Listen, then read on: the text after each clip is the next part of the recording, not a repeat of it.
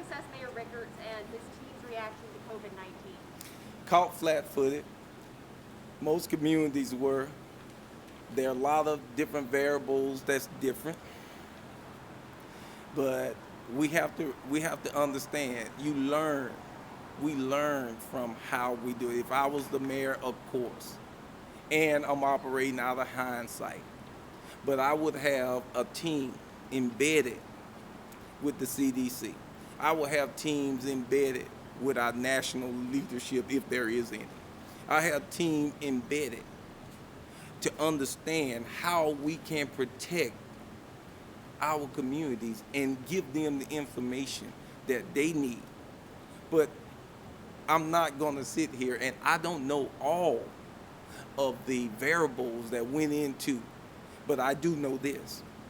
We do not have a coherent strategy that where citizens can identify how we can remain safe, how we can be tested, how many cases are here, right here in Macon, who is positive, who has been positive. None of that exists, and that's a failure. How would you do it differently than Mayor Rickard and his team? I, Or how would you respond to it differently? Hindsight being 2020, we would get ahead of it much easier, much quicker than what happened. You got to remember, we was getting mixed reports from the President of the United States. It would be gone in February. We can go on and on and on with the misinformation. And for me to sit here and criticize the current administration, knowing the information they were getting that we were getting, it's not really that serious. It's a hoax. Yeah, and here we sit today, schools closed, businesses almost destroyed. So we can all do better, but we have to first recognize the failures that exist. That were real failures here on all levels. So instead of getting in the finger pointing, we would have to honestly sit down and figure out how we do our job better as elected officials, sworn to serve this community. Now, just today, the mayor issued a statement urging people to wear masks. And of course, Keisha Lance Bottoms in Atlanta, the mayor of Savannah, they have all mandated masks in public spaces in their communities. It's been said that the governor's orders specifically state that a local municipality cannot enact anything stronger or weaker than his executive order, but yet these other mayors are. Mayor Rickard is not issuing an executive order for masks. Would you? Yes. Yes. Even if you couldn't legally My uphold it job, or enforce it? I would view my job as doing what I felt was right to protect the people that elected me into office. Yes. And then the Georgia Department of Public Health is saying Benton County has seen substantial spread in the last couple weeks or so. How would you assess the county's healthcare system? And if elected mayor, what would you do to make sure our community and hospitals are prepared if we see another wave? So, one of the things that our community is suffering from right now is the lack of information. That's a very vague statement there. We should be able to know how many cases are being reported in every hospital in Middle Georgia. Again, that sometimes is above a mayor's ability with the governor issuing certain orders, etc., etc.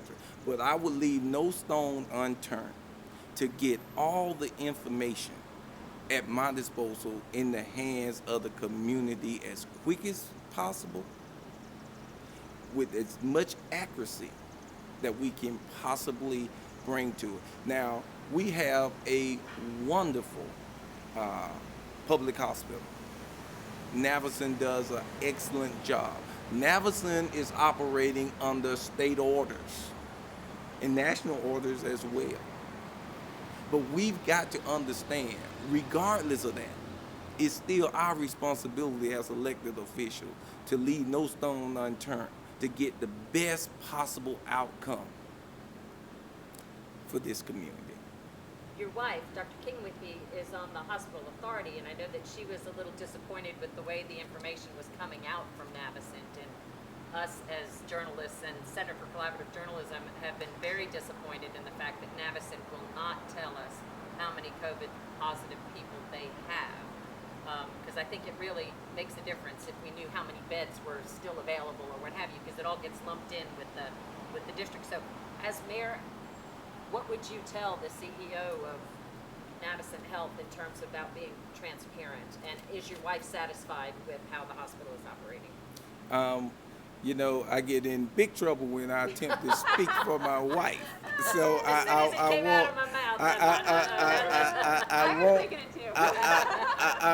won't attempt to speak for my wife, but I do think that yet again, it's almost the reverse question in a different way that you asked about whether I will issue order that goes against the governor's order or instructions. I have a lot of confidence in the CEO, Dr. Saunders, and the Navicent board that they are doing what they feel is in the best interest of this community and Navicent's overall mission and goal as a level 1 trauma center in Middle Georgia. It is very difficult. I try to stay in my lane. My wife is the physician. I listen to her as a sounding board, but I am nowhere near competent enough to articulate. But what I will suggest to you is you have a sit down with her, and she can far more adequately address those concerns from her perspective. Because I know you did mention that we're not getting information out, and the public health department does report those statistics. So I was wondering, what kind of things do you think we're not getting? That's why I thought maybe you were talking about the numbers from the hospital specifically. Well, truth be told, we're not getting nearly the information that I think we need to have our residents and our citizens more informed. Not nearly enough. But I will say this here. I don't know all of the nuances that's going into the reporting, but I do know I tried to sit down and follow the recent report release, and I had to almost, get a dictionary to try to figure out exactly what that report was saying, across the board. So it is very confusing, and it is very disappointing to me, because we field questions every day, as I field questions every day as a candidate in this campaign. The information that I think we should be able to give to the community, but we can't. And that's my frustration, that we can't provide information that I think should be provided. If we all want to keep ourselves and our loved ones safe, this is not unreasonable to expect some of the answers to the question that I know you guys are asking, and some of the question that we're asking as well. And then how would you assess Mayor Rickard and his team's reaction to COVID-19? Have they done enough, and what would you do differently? Well, I really don't like to do all these as-if questions because I'm not there. What I can tell you is that anybody can sit back on Monday and be the armchair quarterback and say what you would have done. Certainly, I think I would have communicated a little bit better. I think I'd have acted a little quicker on some things. But that's just me and who I am. You don't have to hypothesize about what I would do in my administration. All you have to do is look and see what I've done in the school system. Back several months ago when people were debating about whether we should cancel school or not go to school or do, e-learning, we didn't wait for everybody to tell us what we needed to do. We met, we looked at the data, we wanted to make sure our children were educated, but we wanted to make sure they were safe. And one of the decisions we made is to go ahead and say we're not having any more in-person school. We're going to have these devices they're going to do at home. A tough decision that a lot of people didn't like. It threw our situation with the school system into overdrive. We had to provide food for all those children, technology for all those children, a new teaching environment for our teachers, a learning environment for our students. So I've shown you as Board of Education member what I would do as a leader. I would bring those same things to the county government. The other thing we looked at a couple of weeks ago, all this talk about going back to school on our August the 3rd or 4th date, whichever day we were going back to school on, and people start saying, even the federal government, you're going back to school, state government, we're going back to school. Well, we don't work like that. We don't operate like that. that. We have our own autonomy, and we basically said we're going to go back to school when we believe it's safe and our students are ready to go back to school. It was my proposal that we go back after Labor Day. I think it gives us some weeks to reflect on the serious nature that we have with this COVID crisis. I don't take our children or our staff's life for granted at all. I treat them like I would treat my family and my kids at my house, and that's to provide safety. So I'm going to err on the side of being cautious. You can say what you want to. We're going to make sure the businesses are taken care of in my administration. If we make some tough decisions and make sure we get the funding that we're supposed to get from the federal government and put it to the right use. But I'm going to make the decision that's going to err on the side of being a safe environment for our community and those that can't afford or don't have a voice. And to piggyback on that, local autonomy, you and the mayor are both lawyers. He has balked on making masks mandatory in public spaces here because of the governor's order. What would you do if you were mayor? Well, people do sometimes suggest that I'm a lawyer and the mayor is a lawyer as well, but we have absolutely nothing in common as far as that's concerned. I don't like to do a broad stroke and basically put everybody under one category. If you want to be perfectly honest, I'm a businessman myself. I've got 9 small businesses that I have, and some in Macon-Bibb County, at least 3, and the other 6, 7 are outside of Macon-Bibb County. So I'm a business person who signed both sides of the check. My law practice is something I went to school to do, and I enjoy doing it because I help people out. But, I'm not a medical expert. I tell people that every day, just like the same decision I made with the school system. If the data suggests that we all need to wear masks, we all need to wear masks. If it's going to stop the problem that we have or slow it down or save lives, and it requires me to do an executive order to say we're going to wear masks, that's what I'm going to do. The problem comes in enforcement. I'll give you another example. A couple of years ago, the governor wanted to do a school takeover. And we got a lot of pressure on school takeover, but the local school system, it wasn't the best thing for our community, and I took the lead on that and said, we're not going to do that. We're not going to support this Amendment 1. And guess what? It didn't pass because we stood up for what's right. The same thing I'll do with being the mayor of Macon-Bibb County. The governor can say, this is the way we're going to do it, but we're going to make that local decision here, and we'll be happy to answer that on a later date if we need to have some consequences. Again, our err on the side of being safe for our constituents. We have a lot of children who can't make that decision. We have a lot of elderly who are forced to make that decision, and it will be a lot helpful to do that from the support of a mayor. The other thing is it going to be enforceable? Who knows? I bet next Monday or Tuesday you won't go into Kroger without a mask, or you won't go into Walmart without a mask. There are several places you can't go in the government buildings here in Macon without a mask. So if they can do it, why not the whole county? I do realize there's going to be people who, I don't like wearing a mask myself. I prefer not to wear one as far as the physical aspect of it. But I do that because I love the person I'm talking to, and I care about my kids and my family and the people that I come in contact with. It's more for their safety than mine, but I want them to reflect that same thing on me. So I wouldn't have any problem on doing that. There is a legal, an enforceability problem. There's no doubt. We don't have the officers to, combat crime here in Macon-Bibb County. We're certainly not going to be writing people tickets walking down the road. But we hope that people will take that as, we care about you, we care about the safety, let's all do this together, and maybe that person will be an outcast if they don't have it on. And these businesses, they want to do that on top of that, it's even better. So I certainly would support that. It's tough for me because I don't like taking away people's personal privileges and responsibilities, and I'm generally the type of person who don't want government really involved in a lot of my business. But from being the leader in Macon-Bibb County, it's a decision I'm willing to make, and I'm willing to make those hard choices. And the Georgia Department of Public Health is saying Bibb County has seen substantial spread in the last couple of weeks or so. How would you assess the county's healthcare system? And if elected mayor, what would you do to make sure our community and hospitals are prepared if we see another wave? Well, I think we maintain a good relationship with those facilities. We have some of the best health care in the whole state of Georgia here in Macon-Bibb County.